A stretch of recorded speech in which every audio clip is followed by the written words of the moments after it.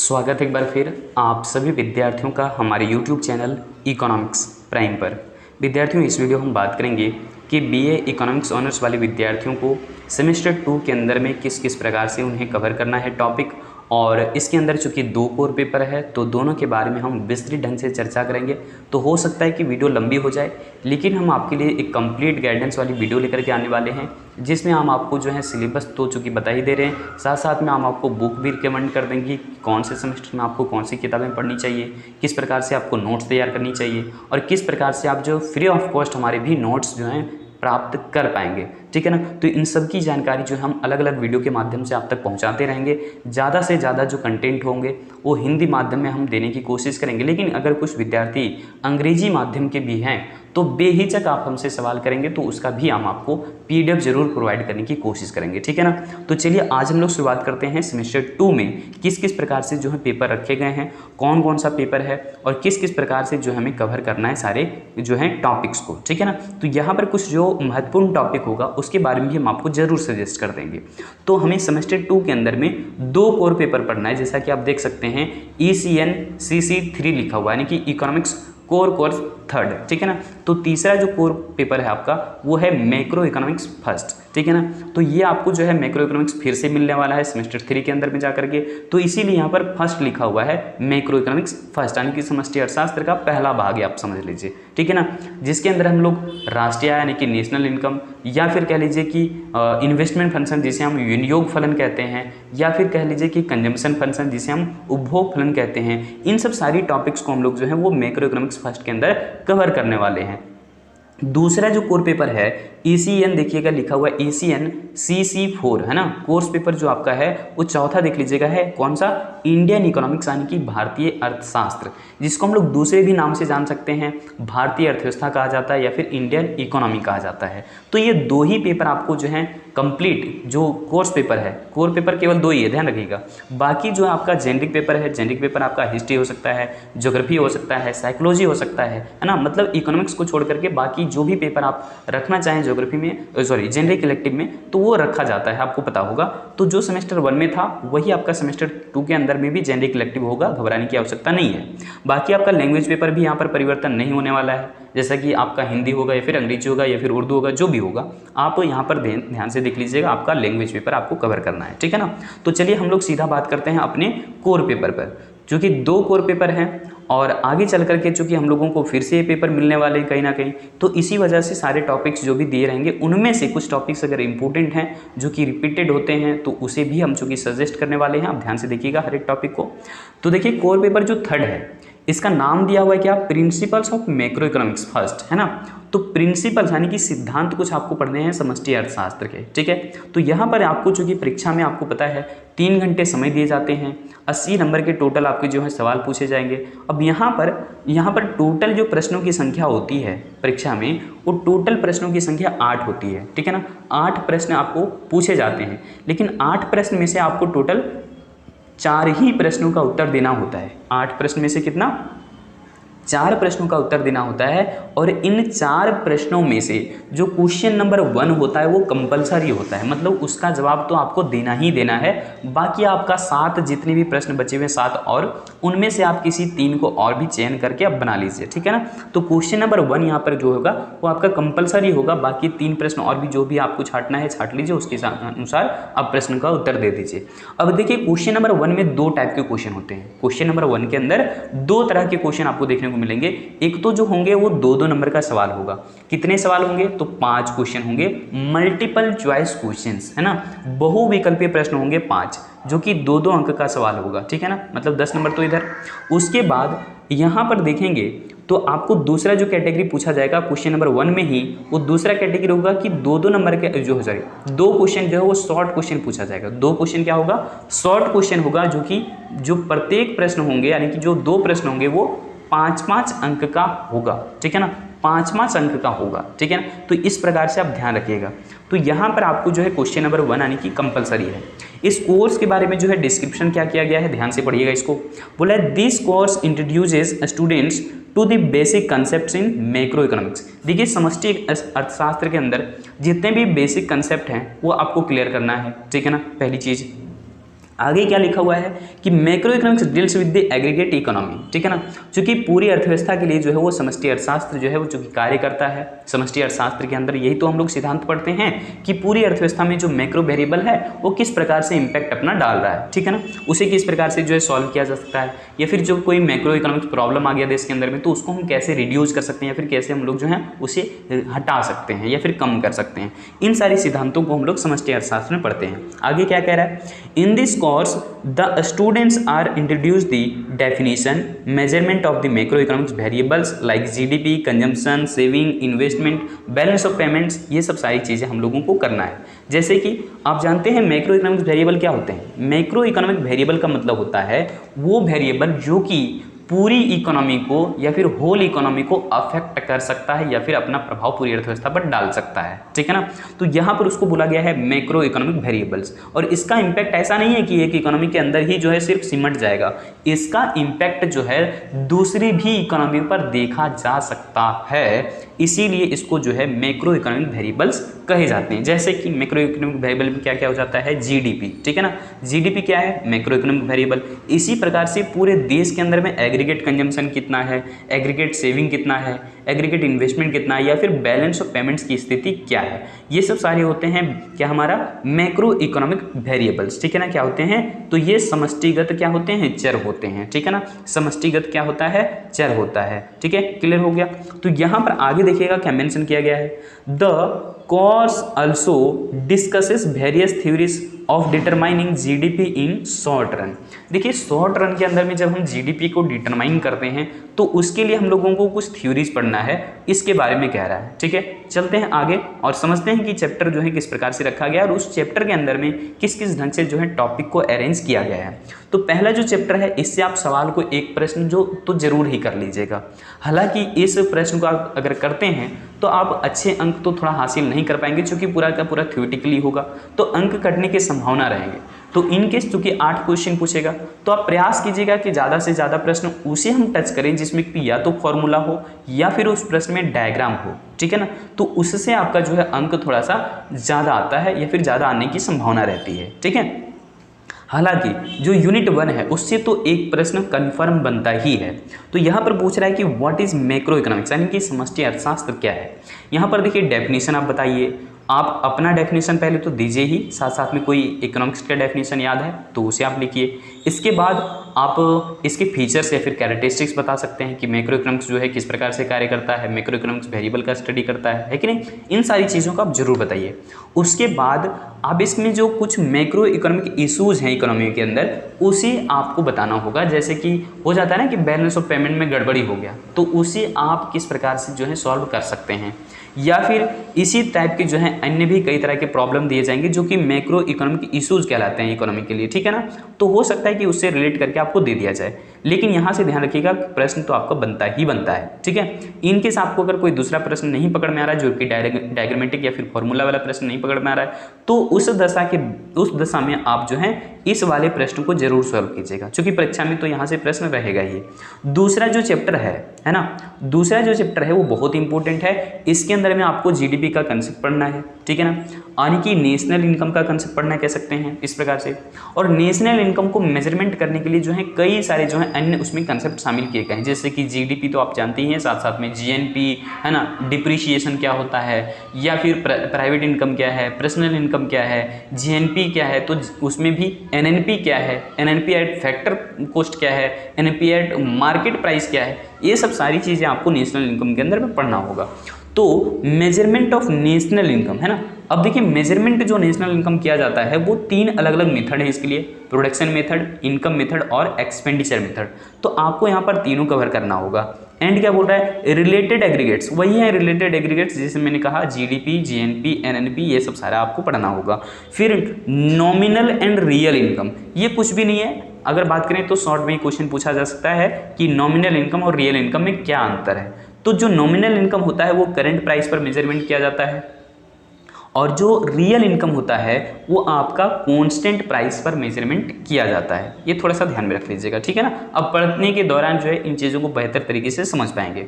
वास्तविक आय और आपका जो ये नॉमिनल होता है इसे हम क्या कहते हैं भाई, भूल रहे हैं हम, ठीक है ना। ठीक है। इसे जब भी हमको मेजरमेंट करना होता है तो ये हम चूंकि मेजरमेंट करते हैं करंट प्राइस पर, और जो हमारा रियल इनकम होता है इसे हम मेजरमेंट करते हैं, ध्यान रखिएगा, कांस्टेंट प्राइस पर, ठीक है ना। चलिए आगे देखिएगा क्या कह रहा है, लिमिटेशंस ऑफ द जीडीपी, है ना। जीडीपी का जो कंसेप्ट है उसमें कुछ लिमिटेशंस है, जैसे कि हम लोग इसमें केवल फाइनल गुड्स को शामिल करते हैं, इंटरमीडिएट गुड्स को शामिल नहीं करते हैं। इसी प्रकार से सेकेंड हैंड प्रोडक्ट का जो प्राइस होता है उसे भी हम इंक्लूड नहीं करते हैं। तो इस प्रकार के कुछ इसमें लिमिटेशंस हैं, हो सकता है कि आपको यहाँ से सवाल पूछे जाएं, तो ये भी आपका एक महत्वपूर्ण टॉपिक है। और मेजरमेंट ऑफ, जैसे कि बोला, नेशनल इनकम, यहाँ से आपको एक्सपेंडिचर मेथड, इनकम मेथड और प्रोडक्ट मेथड या फिर वैल्यू एडेड मेथड को कंफर्म कर लेना है, ठीक है ना। अब देखिएगा अगला जो आपका चैप्टर है इसके अंदर, है ना, मैक्रोइकोनॉमिक्स के अंदर, तो ये चैप्टर बोल रहा है क्या, डिटर्मिनेशन ऑफ जीडीपी। यहाँ पर फिर से जीडीपी, तो यहाँ पर कौन सा जीडीपी है, एक्चुअल एंड पोटेंशियल जीडीपी, ठीक है ना। तो आगे जो है आपको करना है क्या, एग्रीगेट एक्सपेंडिचर, यहाँ से आपके जो है प्रश्न बन सकते हैं। इसके अलावा जो इसमें इससे भी ज़्यादा इंपॉर्टेंट टॉपिक है वो है कंजम्पशन फंक्शन, जिसे हम उपभोग फलन कहते हैं, ठीक है ना। यहाँ पर आप किन्स का कंजम्पशन फंक्शन जरूर पढ़ लीजिएगा, ठीक है ना, क्योंकि वहाँ से कंजम्पशन फंक्शन में आपको जो है चूंकि डायग्रामेटिक रहता है ये, और आपको साथ साथ में यहाँ पर फॉर्मूला छोटा बहुत देखने को मिल सकता है। हो सकता है कि टेबुलेशन से आप प्रश्न को आसानी से सॉल्व कर पाएं, डायग्रामेटिक चूंकि क्वेश्चन यहाँ से बनता है, तो इसलिए हम कहेंगे कि अगर यहाँ से प्रश्न पूछा तो बिल्कुल ना छोड़ें, प्रश्न उठाने का, प्रश्न का जो अंक है वो उठाने का, अंक जो हासिल करने का मौका है वो इन्हीं सारे प्रश्नों में छुपा हुआ होता है, क्योंकि ये प्रश्न डायग्रामेटिक होते हैं, ठीक है ना। आगे देखिएगा पूछ रहा है इन्वेस्टमेंट फंक्शन, ये भी आपका डायग्रामेटिक क्वेश्चन है, यहाँ से भी आप अच्छा खासा अंक हासिल कर सकते हैं। तो ये सब जो है प्रश्न आपके VBI हैं, समझिए। तो कंजम्पशन फंक्शन यानी कि उपभोग फलन, और आपका जो है इन्वेस्टमेंट फंक्शन, ठीक है ना। चलिए आगे कह रहा है इक्विलिब्रियम जीडीपी, है ना, जीडीपी संतुलन जो आपको प्राप्त करना है और किस प्रकार से इसे कैलकुलेट किया जाता है, इन सारी चीज़ों को पढ़ना है।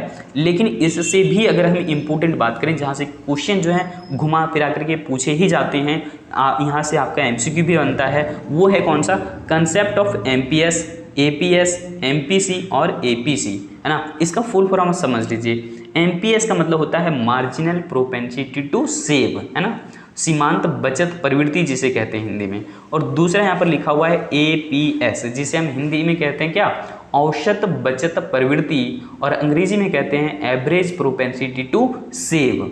इसके अलावा है MPC, जिसे हम फुल फॉर्म में क्या जानते हैं, मार्जिनल प्रोपेंसिटी टू कंज्यूम, है ना, सीमांत उपभोग प्रवृत्ति। और ये देखिए बोल रहे थे इसको सीमांत बचत प्रवृत्ति, और ये क्या है, सीमांत उपभोग प्रवृत्ति, तो इसको ध्यान में रखिएगा।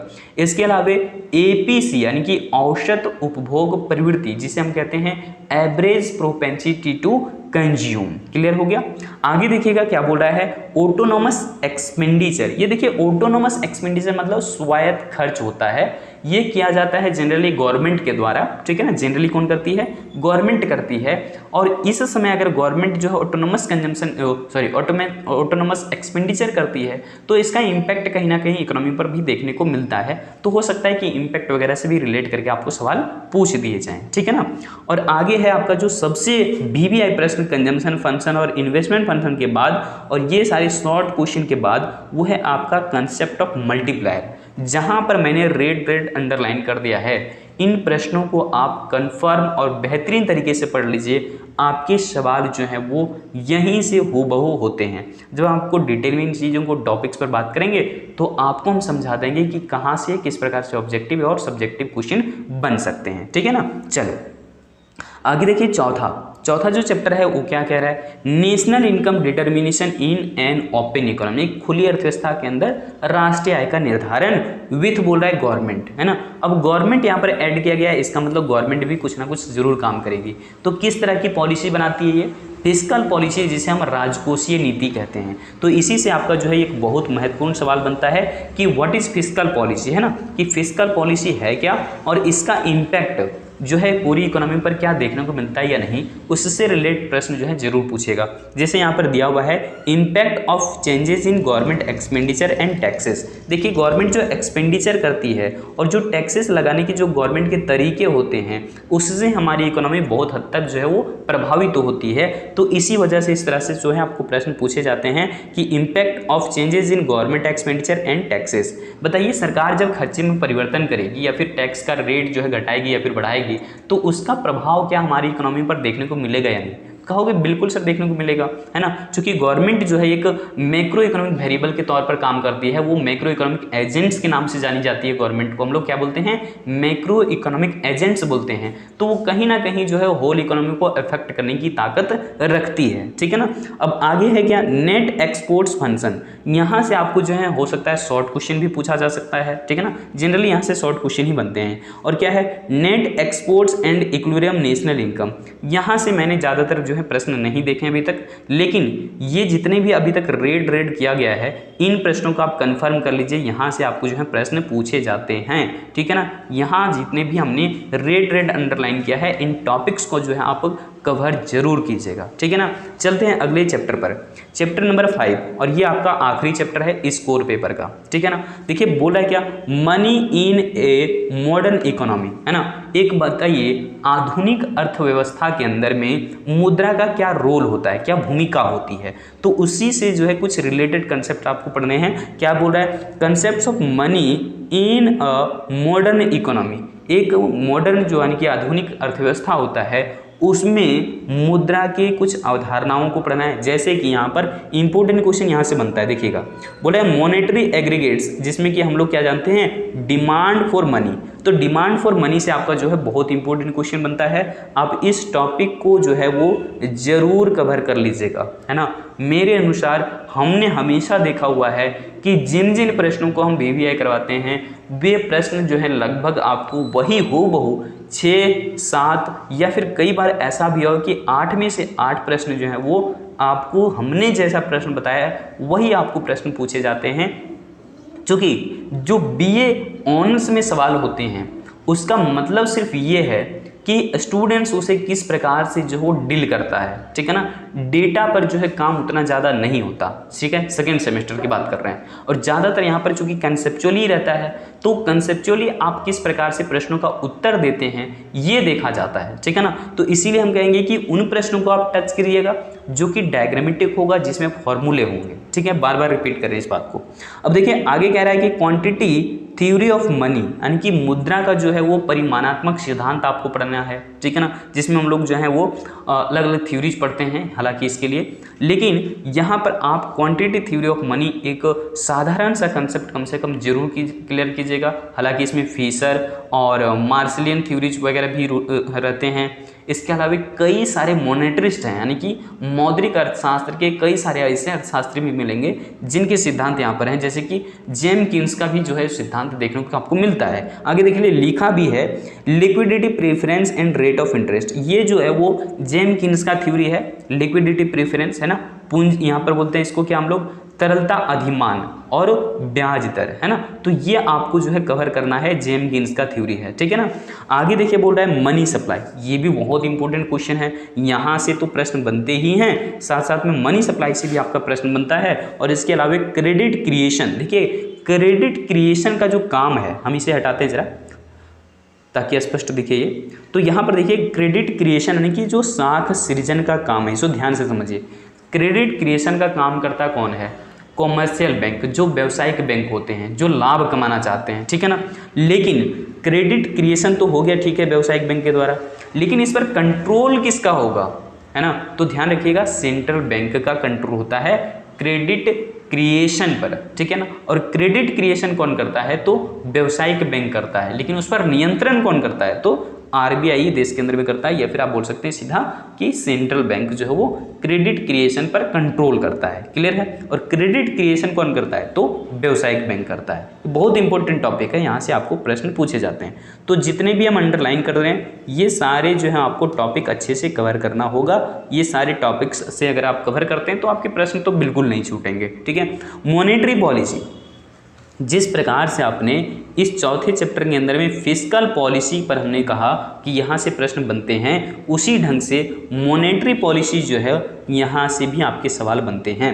देश के अंदर में यही दो पॉलिसीज हैं, है ना, यही दो पॉलिसीज हैं जो कि पूरे इकोनॉमी को जो है वो बदल करके रखने की ताकत रखते हैं। मतलब पूरी अर्थव्यवस्था को बदलने का ताकत अगर कोई रखता है तो ये दो पॉलिसी है देश के अंदर में, fiscal policy and monetary policy. और इन दोनों से आपको जो है सवाल किए जाते हैं। संभवतः हम देखते हैं कि अगर फिस्कल पॉलिसी नहीं दिया तो मॉनेटरी पॉलिसी देगा, मॉनेटरी पॉलिसी नहीं दिया तो फिस्कल पॉलिसी देगा। दोनों एक दूसरे के अल्टरनेटिव हो सकते हैं यहाँ पर, लेकिन दोनों हम एक दूसरे का अल्टरनेटिव नहीं मान सकते। दोनों एक दूसरे का कॉम्प्लीमेंट्री है और दोनों के द्वारा ही जो है वो देश के अंदर में नीतियाँ तय होती है, पॉलिसी तय होता है और उसी से जो है कंट्रोल कर लिया जाता है पूरी इकोनॉमी को। तो यहाँ पर जो मौद्रिक पॉलिसी है, मौद्रिक नीतियाँ हैं जो, इसको आप ध्यान से ज़रूर पढ़िएगा, जिसमें आप CRR, SLR ये सब सारे बैंक रेट, बैंक पॉलिसीज़ जो हैं, बैंक रेट जो तय होता है वो सेंट्रल बैंक चूँकि तय करता है कि CRR कितना होगा, SLR कितना होगा, है ना। ये सब सारा मार्जिनल स्टैंडिंग फैसिलिटी यानी कि MSF क्या होता है, ये सब सारी चीज़ें आप डिटेल में जाकर के पढ़िएगा। और बहुत बड़ा डेटा इसमें चूँकि नहीं रहता है, बस आपको प्रतिशत के रूप में ध्यान में रखना है कि CRR कितना है, 4% है कि 4.5% है, 3.5% है, कितना है, ये सब आपको ध्यान में रखना है। Repo rate, reverse repo rate, ये सब सारा आपको मॉनेटरी पॉलिसी के अंदर ही देखने को मिल जाएगा, ठीक है ना।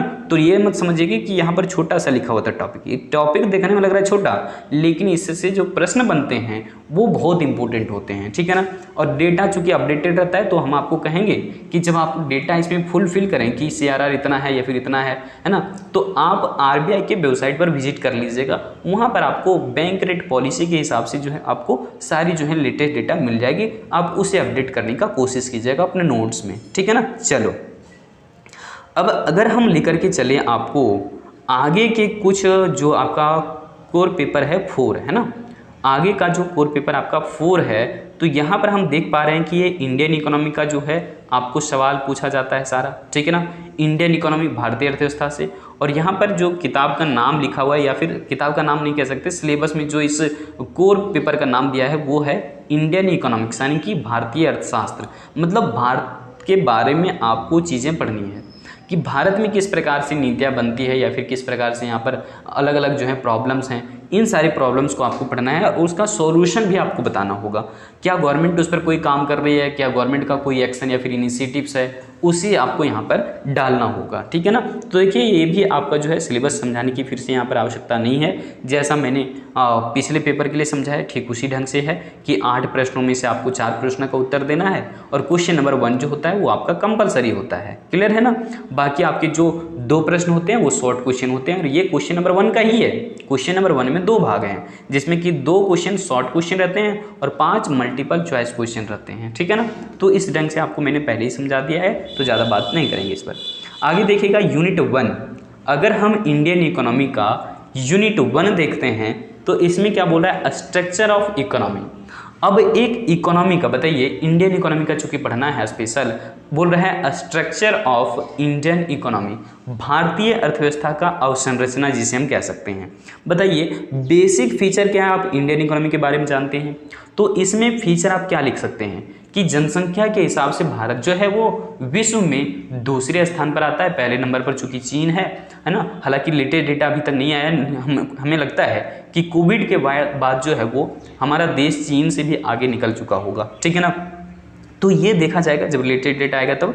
लेकिन फिलहाल हम ये समझें 2011 की जनगणना के अनुसार ही तो विश्व में दूसरी जो जनसंख्या के आधार पर बड़ी अर्थव्यवस्था है वो है भारत, जनसंख्या के आधार पर। लेकिन क्षेत्रफल के आधार पर जो है वो हमारा भारत 7वें नंबर पर आता है। तो ये सब करते हुए यानी कि इंट्रोडक्शन थोड़ा बहुत करते हुए बाद में जो है आपको हेडिंग बनाना है कि भारतीय अर्थव्यवस्था की विशेषताएं क्या क्या हैं। जैसे कि भारतीय अर्थव्यवस्था जो हो मिश्रित अर्थव्यवस्था है, एक विकासशील अर्थव्यवस्था के नाम से भी जानते हैं। क्यों विकासशील देश में शामिल है, क्योंकि सारे संसाधन होते हुए भी, प्राकृतिक, भौतिक और मानवीय संसाधन रहते हुए भी यहाँ पर संसाधनों का अनुकूलतम प्रयोग नहीं हो पाता है, जिसकी वजह से इसकी जो आर्थिक विकास की गति है वो मध्यम पड़ जाती है, फिर धीमी पड़ जाती है ना। तो ये सारी विशेषताएं आप इसमें जरूर शामिल करिए। उसके बाद बताइए कि कृषि प्रधान अर्थव्यवस्था है, औद्योगिक पिछड़ापन है या नहीं, किस प्रकार से यहाँ पर जो है वो पूंजी निर्माण होता है इसके बारे में बताइए, है ना, लोगों के बचत या फिर प्रति व्यक्ति आय के बारे में बताइए, लोगों के उपभोग स्तर के बारे में बताइए। तो यहाँ आप जो है वैसे तो बहुत सारी चीज़ें बता सकते हैं, जीवन प्रत्याशा ले लीजिए, ठीक है ना, जीवन जो क्या बोलते हैं उसको जन्म दर और मृत्यु दर को ले लीजिए। ये सब सारी विशेषताएं आप जो है इंक्लूड करिएगा, पता चलेगा आपको बहुत सारी विशेषताएं आपको लिखनी है। लेकिन आप उसे भी दो कैटेगरी में कर सकते हैं कि न्यूनतम विशेषताएं क्या क्या हैं और परंपरागत विशेषताएं क्या क्या हैं, है ना। चूंकि होता है ना कि एक हमारी पूर्वजों से भी चलते ही आ रहा है, उसमें कोई इंप्रूवमेंट देखने को नहीं मिला, उसको हम परंपरागत विशेषताएं बोलते हैं। और कुछ जो सुधार हुई है जो कि इकोनॉमी के अंदर में, तो उसको आप अलग रखिए, ठीक है ना, जो कि मॉडर्न लाइफ में हुआ है अभी इकोनॉमी के अंदर में।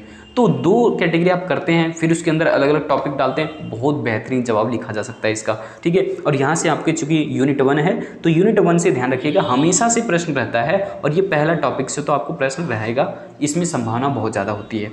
दूसरा देख लीजिएगा, अगर इन केस आपका जो है इस टॉपिक से सवाल नहीं रहता है कि भारतीय अर्थव्यवस्था की विशेषताएं लिखिए, ठीक है ना, वैसे ये जानने के लिए बहुत इंपॉर्टेंट है। उसके बाद नेचुरल रिसोर्सेज जो हैं वो सवाल किए जाते हैं, जैसे कि लैंड रिसोर्सेज हैं, वाटर रिसोर्सेज है, फॉरेस्ट रिसोर्सेज है, इन सब के बारे में आपको डिटेल में और बेहतरीन तरीके से कवर करना चाहिए। यहाँ से आपको टॉपिक से जो है सवाल किए ही जाते हैं, ठीक है ना। इसके अलावा तीसरा भी जो है वो बहुत इंपॉर्टेंट होता है, डेमोग्राफिक आपको फीचर्स पढ़ने हैं, जैसे कि पॉपुलेशन का साइज है कितना, या फिर जो सेक्स रेशियो है ना, ये एज लिमिट जो यहाँ पर देख रहे हैं, वर्किंग एज वगैरह जो है आपको करना होगा, ठीक है। ये सारी जो है आपको अलग अलग जो है चीज़ें समझनी होगी और उसके बाद जो है आपको डेमोग्राफिक फीचर्स जो है नोट करने होंगे, ठीक है। चेंजेस इन पॉपुलेशन जो है किस प्रकार से पिछले 10 वर्षों से या फिर पिछले 50 वर्षों से जो है हमारी जनसंख्या किस प्रकार से ग्रोथ रेट हुई है, इन सारी चीज़ों के बारे में बताना है। साथ समझ में यहाँ पर रूरल अर्बन माइग्रेशन, यानी कि जो ग्रामीण क्षेत्र के लोग हैं वो किस प्रकार से शहरी क्षेत्र की तरफ मूव कर रहे हैं, है ना, ये सब सारी चीज़ें आपको बताना होगा रूरल अर्बन माइग्रेशन के टॉपिक के अंतर्गत, ठीक है ना। ये सब इंपॉर्टेंट टॉपिक हो जाता है। इसके अलावा है ऑक्यूपेशनल डिस्ट्रीब्यूशन, है ना, ये आपको हम डिटेल में समझा देंगे। ऑक्यूपेशनल डिस्ट्रीब्यूशन का मतलब है व्यवसाय जो है किस प्रकार से लोगों का बटा है, इसके बारे में बताइए, ये भी डेमोग्राफिक फीचर्स के अंदर ही आता है। फिर है populations of problems of over population, मतलब जो जनसंख्या विस्फोट हुआ है या फिर जनसंख्या जो अधिक हुई है देश के अंदर में, तो इससे क्या क्या समस्याएं देश के अंदर में हुई है और क्या आगे हम इसका समाधान किस प्रकार से कर पाएंगे, ठीक है ना। इसके अलावा पॉपुलेशन पॉलिसी, क्या पॉपुलेशन नियंत्रण या फिर जनसंख्या नियंत्रण के लिए कोई पॉलिसियाँ तैयार की गई है, या फिर इन जनसंख्या को जो है एक हद तक कहें तो खाद्यान्न या फिर अन्य भी चीज़ें उपलब्ध करवाने की जो है क्या सरकार के द्वारा कुछ प्रयास किया जा रहा है या नहीं किया जा रहा है। इन सब सारी चीज़ों को आपको लिखना है पॉपुलेशन पॉलिसीज़ के अंतर्गत। बात स्पष्ट हो गया होगा। तो आप जो हैं वो यूनिट 1 पूरा का पूरा जरूर कवर करिएगा। यहाँ से आपको जो है क्वेश्चन रहेंगे ही, यानी कि ये तीनों के तीनों टॉपिक्स जो आपके लिए इम्पोर्टेंट है यहाँ पर चैप्टर 1 में, ठीक है ना। आप कह नहीं सकते कि किससे सवाल पूछा जा सकता है। लेकिन दूसरा जो है आपका यूनिट 2 अगर हम बात करें तो बोल रहा है problems and planning in India. बताइए समस्याएं अर्थव्यवस्था के अंदर में क्या क्या हैं और भारत में किस प्रकार से जो है नियोजन चलाया जा रहा है ना। या फिर पीछे कुछ वर्षों में जो हम देख रहे हैं 1950 से जब 1951 से लेकर के 1956 तक पहली पंचवर्षीय योजना बना और उसके बाद 12वीं पंचवर्षीय योजना 2012 से 17 तक चला, तो उसमें किस किस प्रकार से ग्रोथ हुए हैं इकोनॉमी का, या फिर उसमें किस प्रकार से टारगेट जो है फिट किए गए थे, ये सब सारी चीज़ें, या फिर उनके अचीवमेंट्स क्या रहे, ये सब सारी चीज़ें आपको नोट करनी होगी, ठीक है। जैसा कि आप यहाँ पर देख लीजिए पहले प्रॉब्लम्स को, है ना। इकोनॉमिक प्रॉब्लम क्या है देश के अंदर में, बोल रहा है पॉवर्टी एंड इनइक्वालिटी, यानी कि गरीबी और असमानता या फिर विषमता, जो भी आप कह लीजिए, ठीक है ना। ये समस्याएं देश के अंदर में इतनी जटिल है कि आप बिल्कुल भी इसे पूरी तरह से सॉर्ट आउट नहीं कर सकते। ये नहीं कि हमने जो है कल पॉलिसियाँ तैयार किया या फिर 2 साल से हम लगे हुए हैं, गरीबी को हम पूर्णतः जो है देश से समाप्त कर दिए, ऐसा संभव नहीं है, ठीक है ना। हाँ, कम जरूर किया जा सकता है, ठीक है। पूरी तरह से समाप्त अभी वर्तमान में तुरंत अगर कहें तो पॉसिबल नहीं है। पॉवर्टी और इनइक्वालिटी के बारे में आपको लिखना होगा, ठीक है। और इसके जो है डेफिनेशन लिखने होंगे, इसका जो है टाइप लिखना होगा, फिर इसमें जो है मेजरमेंट लेना होगा एक आपको, कि किस प्रकार से हम पॉवर्टी को डिफाइन कर सकते हैं, फिर पॉवर्टी लाइन क्या है, या फिर इसके अंदर में जो कॉजेज हैं पॉवर्टी के, यानी कारण क्या क्या हैं गरीबी होने के, या फिर इसका परिणाम क्या हो सकता है देश के अंदर में, या फिर हम इसके लिए क्या क्या सुझाव दे सकते हैं, या फिर सरकार इसके लिए क्या क्या एक्शन ले चुकी है या फिर इनिशिएटिव ले चुकी है। ठीक है ना, ये सब सारी चीज़ें आपको नोट करनी होगी। फिर उसी ढंग से है प्रॉब्लम्स ऑफ अनएम्प्लॉयमेंट, यानी कि बेरोजगारी की समस्या, और इसके बाद प्रॉब्लम्स ऑफ राइजिंग प्राइसेस, यानी कि कीमतें जो लगातार बढ़ती जा रही है देश के अंदर में, वो भी एक बहुत बड़ा प्रॉब्लम क्रिएट कर रहा है। इन्फ्लेशन देश के अंदर में बहुत ज़्यादा है, उसे हम किस प्रकार से कंट्रोल कर सकते हैं। हालांकि कंट्रोल करने के लिए देश के अंदर में 2 ही पॉलिसियाँ बनता है, ध्यान में रखिएगा, monetary policy and fiscal policy, तो वो आपको यहाँ पर नोट करना होगा। ठीक है ना, मतलब जो आप मैक्रो में पढ़ेंगे है ना, तो वो भी आपको यहाँ पर काम आने वाला है। ठीक है ना, ऐसा नहीं कि आपने मैक्रो में पढ़ा और अन्य जगह काम नहीं आएगा, ऐसा तो बात है ही नहीं। ठीक है, क्योंकि इकोनॉमिक्स के सारे कंसेप्ट एक दूसरे से रिलेटेड हैं। आगे देखिएगा, आगे कह रहा है objectives, strategy, achievements and failures of planning in India. जो भारत के अंदर में नियोजन नीति आया है ना, नियोजन जो तैयार किया गया, यानी कि 1950 से कह लीजिए, जो 51 से बनना शुरू हुआ नीतियाँ, और 2017 तक जो पंचवर्षीय योजनाएं चली, उसके क्या अचीवमेंट्स रहे, किस किस प्रकार से वो असफल हुआ, या फिर क्या रीजन्स रहे असफल होने के, या फिर उसमें कुछ अगर हासिल किया गया, कुछ उपलब्धियां हासिल हुई है, तो उसे आपको नोट करना होगा। उसमें क्या टारगेट फिट किए गए थे, क्या उनको प्राप्त हो पाया या नहीं, इसका आप मूल्यांकन करते हुए जो है उसके अचीवमेंट्स या फिर फेलियर को जरूर बताइएगा। ठीक है, इसके अलावा क्या क्या बोल रहा है, analysis for current 5 year plan. देखिए, करंट 5 ईयर प्लान अगर बोले तो 12th 5 ईयर प्लान हमारा जो है करंट 5 ईयर प्लान रहा। उसके बाद पंचवर्षीय योजना तो तैयार हुआ ही नहीं। ठीक है ना, 12वीं पंचवर्षीय योजना के बाद देश में पंचवर्षीय योजना पूरी तरह से समाप्त हो गई। वो तैयार किया जाता था योजना आयोग के द्वारा। ठीक है ना, तो अब जो है चूंकि नीति आयोग आ चुका है देश के अंदर में, और वो 15 वर्षों के लिए, एक लॉन्ग टर्म के लिए कह सकते हैं कि यह स्कीम लेकर के आती है, फिर योजनाएं लेकर के आती है, और उसके अंदर में काम होता है देश के अंदर में। अब चूंकि ये चीज़ें बदल चुकी है, 2017 के बाद से हमारे देश के अंदर में पूरी तरह से प्लानिंग किसके हाथ में चला गया, योजना आयोग के हाथ में था, वो चला गया नीति आयोग के हाथ में। ठीक है ना, अब देखिएगा यहाँ पर, हालांकि 2015 में इसे ट्रांसफर किया गया था नीति आयोग से योजना आयोग में, ध्यान रखिएगा इस चीज़ को। योजना आयोग और नीति आयोग में डिफरेंस भी कर लेते हैं तो आपके लिए बेस्ट होगा ये चीज़ें। हालांकि हम इस पर जो है डिटेल में जरूर चर्चा करेंगे, आप लोग ध्यान रखिएगा। आप लोग इस वीडियो को अगर शेयर करते हैं ज़्यादा से ज़्यादा, तो हम कोशिश करेंगे कि आपके लिए हर एक कंटेंट लेकर के आएँ और बिल्कुल फ्री ऑफ कॉस्ट आपको प्रोवाइड करने की कोशिश करें। नया जो आपका टॉपिक है इसमें वो है न्यू इकोनॉमिक रिफॉर्म्स, यानी कि जो 1991 में जो बनी नई आर्थिक नीति, जिसको हम LPG के नाम से जानते हैं, यानी कि लिबरलाइजेशन, प्राइवेटाइजेशन और ग्लोबलाइजेशन के नाम से। ये देश के अंदर में बहुत आवश्यकता था। जब 1991 में हम क्राइसिस से गुजर रहे थे, हमारी इंडिया जो है वो एक अभावग्रस्त हो चुकी थी कह लीजिए, तो उस समय जो है डॉक्टर मनमोहन सिंह ने एक कंसेप्ट को दिया, LPG का कंसेप्ट, और इस कंसेप्ट से जो है देश को बचाया जा सका था, जो कि लिबरलाइजेशन, प्राइवेटाइजेशन और ग्लोबलाइजेशन 3 अलग अलग कंसेप्ट पर बेस्ड था। ठीक है ना, लिबरलाइजेशन का मतलब होता है उदारीकरण, यानी कि जो देश के अंदर में प्राइवेट कंपनियां होती है उसको अलग अलग तरह से जो है सब्सिडी देना या फिर उनको टैक्सेस में छूट देना, ताकि वो प्रोडक्शन के लिए जो है मोटिवेट हो सके। दूसरा है प्राइवेटाइजेशन। प्राइवेटाइजेशन का मतलब है जो कि गवर्नमेंट की कंपनियां हैं जो कि डैमेज है या फिर जो है ठीक हालत में नहीं चल रही है, उसे प्राइवेटाइजेशन कर देना, यानी कि निजी लोगों के हाथ में सौंप देना, ताकि उसका जो कार्य है वो ठीक से हो सके और देश के जो GDP है या फिर जो देश का नेशनल इनकम है उसमें अपना कंट्रीब्यूशन हो सके अच्छा से, है ना। उसके बाद क्या है ग्लोबलाइजेशन, यानी कि अपनी इकोनॉमी को क्या करना है, ओपन कर देना है, दूसरी इकोनॉमी के साथ एक्सपोर्ट इंपोर्ट का काम करना है, ताकि हम आसानी से जो है वो उन रिसोर्सेज को भी जो है वो प्राप्त कर सके जो रिसोर्सेज हमारे देश के अंदर नहीं है या फिर इकोनॉमी के अंदर में नहीं है। तो ये से हमको जो है ग्लोबलाइजेशन लाना है देश के अंदर में। ये सब 1991 की नीति थी जो कि डॉक्टर मनमोहन सिंह के द्वारा ये दिया गया था कंसेप्ट। एंड इट्स बोला क्या प्रोग्रेसेस, और क्या इसकी उपलब्धियां कुछ रही देश के अंदर में, क्या इससे हमें कुछ लाभ हुआ या नहीं, ये सब सारी चीज़ें आपको पढ़नी होगी। ठीक है ना, चलिए आगे जो है देखें यूनिट 3, तो इसमें क्या है एग्रीकल्चर एंड इंडस्ट्री। देखिए 2 ही चीज़ें दिया हुआ है, एग्रीकल्चर एंड इंडस्ट्री, तो आपको यहाँ पर ज़्यादा फोकस करना होगा किस पर, इंडस्ट्री पर और एग्रीकल्चर पर, जैसे कि यहाँ पर ग्रीन रेवोल्यूशन वगैरह टॉपिक शामिल होगा आपका। ठीक है ना, आगे देखते हैं। बोला nature and importance of agriculture, क्या कृषि का कुछ महत्व है देश के अंदर में या नहीं, बताइए। चूंकि हम जानते हैं प्राइमरी सेक्टर के अंदर में महत्व तो होगा ही भाई, तो ये सब सारी चीज़ें आपको नोट करना है। एम्प्लॉयमेंट के हिसाब से भी देखें तो 48% जनसंख्या आज भी जो है वो भारत की जो 48% जनसंख्या वो कृषि और कृषि संबंधित क्षेत्र पर ही निर्भर है, और जहाँ से लेकिन नेशनल इनकम जो है लगभग 17.5 या फिर 17% हासिल होता है, ठीक है ना। तो ये एक जो है हम कह सकते हैं फिर भी कि रोजगार के हिसाब से देखा जाए तो ठीक है, लेकिन यहाँ से इनकम जो है अच्छा खासा क्रिएट नहीं हो पा रहा है, क्योंकि ये नेचुरल चीज़ों पर ज़्यादा डिपेंड है कि वर्षा अच्छा हुआ तो फसल अच्छी होगी, है ना। कभी कभार ऐसा भी होता है कि फसल अच्छा हुआ तो भी जो है किसानों को नुकसान हो जाता है ना, और फसल नहीं हुआ तो भी किसानों को नुकसान है। तो ये जो है एक बहुत ज़्यादा हमारे देश के अंदर में एग्रीकल्चर का महत्व चूँकि है ही, चूँकि ये रॉ मटेरियल हमें प्रोवाइड करता है जो कि सेकेंडरी सेक्टर में काम भी आता है, इंडस्ट्री के लिए काम में आता है, ठीक है ना। तो इसलिए महत्व तो इसका है ही, उसमें जो है आपको कोई दूसरी बात तो डालनी नहीं है, आप डिटेल में इन चीज़ों को लिख सकते हैं। इसके अलावा बोल रहा है trends in agricultural production and productivity.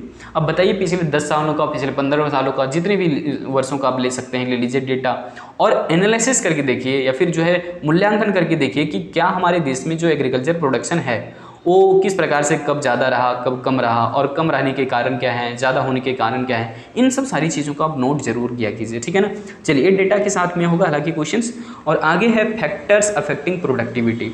अगर आपके जो उत्पादकता है कह लीजिए, है ना, भूमि की उत्पादकता जो है या फिर जो लेबर प्रोडक्टिविटी निकालेंगे तो देख लीजिए कि देश के अंदर में जो प्रोडक्टिविटी है या फिर जो उत्पादकता है उसको प्रभावित करने वाले कौन कौन से कारक हैं। इसके अलावा आप लिख सकते हैं इसमें लिख सकते हैं आपकी जो हमारे टेक्निकली, है ना, टेक्निकली जो वर्क होता है एग्रीकल्चर फील्ड में, तो टेक्निक ज़्यादा कुछ नहीं है एग्रीकल्चर सेक्टर के लिए, है ना। अब जब दूसरे सेक्टर के लिए देखते हैं जैसे कि सेकेंडरी सेक्टर के लिए, तो उसमें बहुत सारी अलग अलग औजार हैं, अलग अलग मशीनें हैं, लेकिन जो प्राथमिक क्षेत्र है उसके लिए औजारें ना ही हैं ज़्यादा और ना ही ज़्यादा उसमें टेक्निक यूज किए जाते हैं। बस सिंपल साधारण सा टेक्निक लगता है जो कि अकुशल लोग आसानी से कर लेते हैं, ठीक है ना। तो ये सब सारी चीज़ें आपको नोट करनी है। आगे है लैंड रिफॉर्म, भूमि सुधार कार्यक्रम जो है देश के अंदर में चलाया गया था, आपको पता है ना। इसमें जो है विनोबा भावे जो आचार्य हैं उन्होंने भू आंदोलन जैसे कार्यक्रम को भी जो सफल बनाने का प्रयास किया था। तो ये सब सारी चीज़ें आपको नोट करनी होगी लैंड रिफॉर्म्स के अंदर, जिसको कह सकते हैं कि लैंड डिस्ट्रीब्यूट किया गया था, रीडिस्ट्रीब्यूशन हुआ था लैंड का। जिन लोगों के पास ज़मीनें नहीं थी, ज़मीनें उनको प्रोवाइड करने की कोशिश की गई। ये सब सारे जो है कार्यक्रम इसके अंदर हुए थे। अगला जो है वो क्या है, एक न्यू एग्रीकल्चरल स्ट्रेटजी। हमारे देश के अंदर में जो है नई एक कृषि सुधार की रणनीति चलाई गई थी। जब हम अभावग्रस्त चीज़ों से जूझ रहे थे, जब हम खास करके खाद्यान्न पदार्थ जो आसानी से उपलब्ध नहीं कर पा रहे थे, तो उस समय जो है ये नीति देश के अंदर में चलाया जा रहा था, जिसको हम ग्रीन रेवोल्यूशन या फिर हरित क्रांति के नाम से जानते हैं, जो कि गेहूँ और धान पर स्पेशली जो है पहले अप्लाई किया गया, ठीक है ना। और उसके बाद एग्रीकल्चरल रिफॉर्म्स क्या हुए आफ्टर 1991, यानी कि 1991 के बाद से जो है भारत के अंदर में किस प्रकार से तस्वीरें जो है वो बदली हुई है कृषि क्षेत्र में विशेष रूप से, ठीक है ना। आगे हम देखते हैं अगर इसमें, तो वो है क्या, रूरल क्रेडिट, ग्रामीण साख, यानी कि ग्रामीण क्षेत्र के लोगों के लिए क्या उन्हें ऋण की आवश्यकता है, तो भाई है ना, क्योंकि वे जो हैं कृषि क्षेत्र पर निर्भर हैं, उनकी आमदनी अच्छी खासी नहीं हो पाती है। तो इस वजह से यहाँ पर एग्रीकल्चरल जो सेक्टर के लोग हैं खास करके उनको जो है क्रेडिट की बहुत ज़्यादा आवश्यकता होती है, साख की बहुत ज़्यादा आवश्यकता होती है। तो रूरल क्रेडिट जो है इसका इंपॉर्टेंस आप लिख सकते हैं बहुत बेहतरीन तरीके से। अगला जो है वो क्या है, एग्रीकल्चरल मार्केटिंग। इसमें प्रॉब्लम्स क्या हैं ये आपको हो सकता है पूछा जाए, ये बहुत इंपॉर्टेंट क्वेश्चन है, ठीक है। एग्रीकल्चरल मार्केटिंग से सवाल किया जा सकता है आपको, चूँकि एग्रीकल्चरल मार्केटिंग का मतलब क्या हुआ, कृषि विपणन। और कृषि विपणन में समस्या ये है ना कि मध्यस्थ लोगों की संख्या बहुत ही अधिक है, इसलिए वास्तविक जो कीमत है या फिर वास्तविक जो मूल्य है वो किसानों को नहीं मिल पाता है, और बीच के मध्यस्थ लोग जो है वो सिर्फ अपना कमीशन खोरी करके जो है वो अधिक कमा लेते हैं, और इस प्रकार से उपभोक्ताओं को भी नुकसान होता है और किसानों को तो नुकसान होता ही है दरअसल देखा जाए तो, है ना। तो इसमें प्रॉब्लम्स क्या हैं ये आपको कहा जाएगा। तो इसलिए यहाँ पर ये जो पूरा टॉपिक है रूरल क्रेडिट और एग्रीकल्चरल मार्केटिंग बहुत इंपॉर्टेंट टॉपिक है, यहाँ से आप जरूर कंफर्म कर लीजिएगा। अगला जो सवाल है, अगला जो टॉपिक है वो भी आपका बहुत महत्वपूर्ण है। इसमें आपको जो है इंडस्ट्रियल पॉलिसीज यानी कि औद्योगिक नीति को पढ़ना होगा, जो कि 1948, 1956 और 1991 की औद्योगिक नीति थी वो, ठीक है ना। ये आपको तीनों करना होगा, 1948, 1956 और 1991 की औद्योगिक नीति, है ना। इसे आप डिटेल में जरूर पढ़िए। और हर एक जो नीतियाँ बनी जब देश के अंदर में 1948 में कुछ अलग थी, 1956 में अलग था, 1951 में कुछ नीतियाँ अलग थी। तो इस प्रकार से आपको समझना होगा कि तीनों पॉलिसियाँ जो बनी, इंडस्ट्रियल पॉलिसी जो बना देश के अंदर में, उसमें क्या भिन्नताएं रही, क्या समानता रहा, ये आप जरूर ढूंढ लीजिएगा ताकि आप प्रश्न को बेहतरीन तरीके से समझें और अपने हिसाब से जो है परीक्षा में लिख सकें उत्तर को। क्लियर है। 1948 में ध्यान रखिएगा कि देश के अंदर में जो है मिश्रित अर्थव्यवस्था का कंसेप्ट आया था कि देश के अंदर में जो है वो हमारा मिश्रित अर्थव्यवस्था के हिसाब से काम होगा, यानी कि प्राइवेट और हमारी जो गवर्नमेंट सेक्टर है वो दोनों मिलकर के काम करेंगे एक साथ में, और दोनों जो है देश के आर्थिक विकास में अपना अलग अलग तरीके से योगदान देंगे। दोनों को काम करने के तरीके अलग होंगे, लेकिन चूंकि यहाँ पर गवर्नमेंट इन्वॉल्व है तो इसलिए गवर्नमेंट जो है वो प्राइवेट सेक्टर पर कंट्रोल थोड़ा बहुत जरूर रखेगी। ठीक है ना। तो ये कुछ पॉलिसियाँ थी और इसमें किसी में लाइसेंस रद्द भी किया गया, किसी में लाइसेंस की अनिवार्यता नहीं रखी गई, कुछ उद्योगों पर लाइसेंस तो बिल्कुल भी नहीं। तो इस प्रकार से आपको पॉलिसियाँ जो है पढ़नी होगी। ठीक है ना। चलिए आगे जो आपका टॉपिक है वो है आपका लास्ट टॉपिक शायद। ठीक है ना, हाँ शायद लास्ट टॉपिक है या फिर देखना होगा आगे भी है अगर तो यहाँ पर है लार्ज स्केल इंडस्ट्रीज, है ना। लार्ज स्केल मतलब कि जो बड़े स्तर के जो उद्योग हैं उसको आपको जो है लिखना होगा। हालांकि यहाँ पर मैंने क्वेश्चन नहीं देखा इससे, हालांकि एक क्वेश्चन बनते हैं यहाँ से। कौन सा बनता है कि present position and problems of sugar, iron and steel industries, या फिर कॉटन इंडस्ट्री, या फिर जूट इंडस्ट्री का, है ना, या फिर कॉटन टेक्सटाइल इंडस्ट्रीज का। तो ये यहाँ से थोड़ा सा क्वेश्चन तो बनता ही है। शुगर या आयरन के बारे में तो नहीं देखा मैंने, लेकिन स्टील और शुगर को लेकर के जो है विशेष रूप से, या फिर कॉटन को लेकर के विशेष तरीके से जो है वो प्रॉब्लम्स को क्रिएट करके जो है आपको दे देता है परीक्षा में, और यहाँ से भी आपको सवाल पूछा जाता है। तो मेनली हम कहेंगे कि इससे ज़्यादा इंपॉर्टेंट तो मुझे ये लग रहा है जो आपको मैंने जो रूरल क्रेडिट और यहाँ पर जो एग्रीकल्चरल मार्केटिंग बताया ये इंपॉर्टेंट है, और इंडस्ट्रियल पॉलिसीज़ इन 1948, 1956 और 1991 ये आपका इंपॉर्टेंट टॉपिक है। आप इसे स्क्रीनशॉट कर लीजिए। अब इन प्रश्नों को बेहतरीन ढंग से क्लियर कीजिएगा।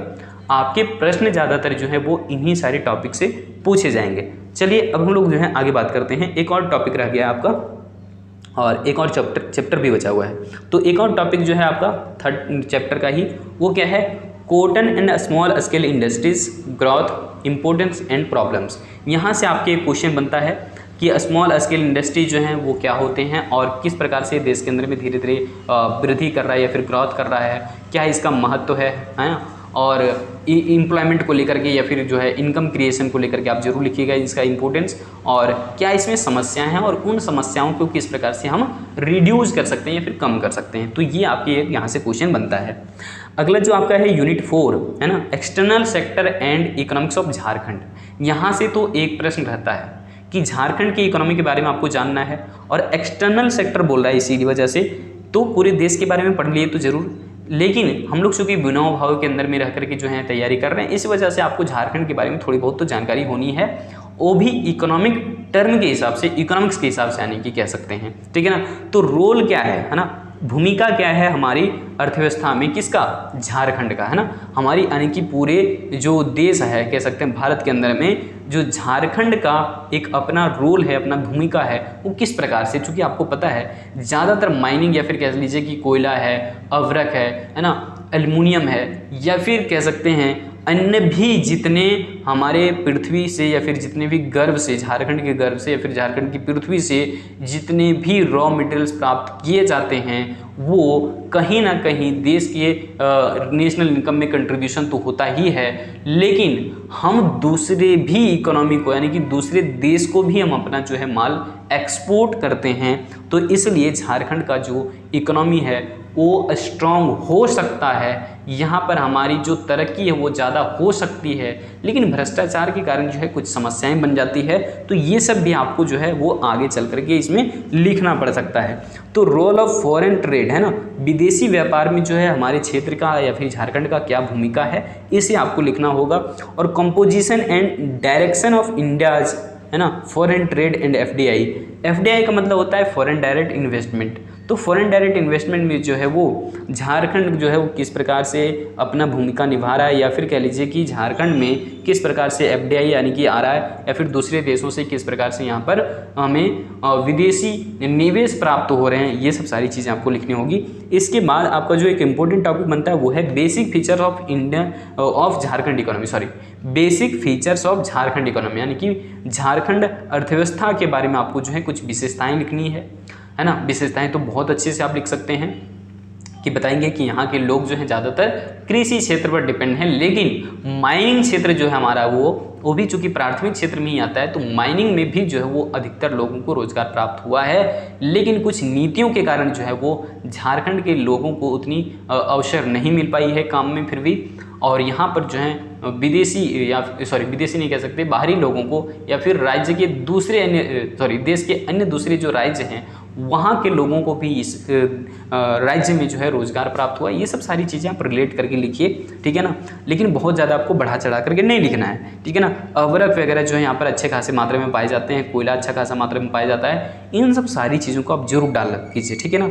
इसके अलावा मिनरल्स एंड फॉरेस्ट रिसोर्सेज, है ना, किस प्रकार से जो है आप फॉरेस्ट रिसोर्सेज को देखते हैं अपने इकोनॉमी के अंदर में, या फिर झारखंड के लिए, या फिर ये झारखंड का जो फॉरेस्ट रिसोर्सेज है किस प्रकार से पूरे देश में अपना जो है कंट्रीब्यूशन दे रहा है, ये सब सारी चीज़ें आपको नोट करना है, ठीक है ना।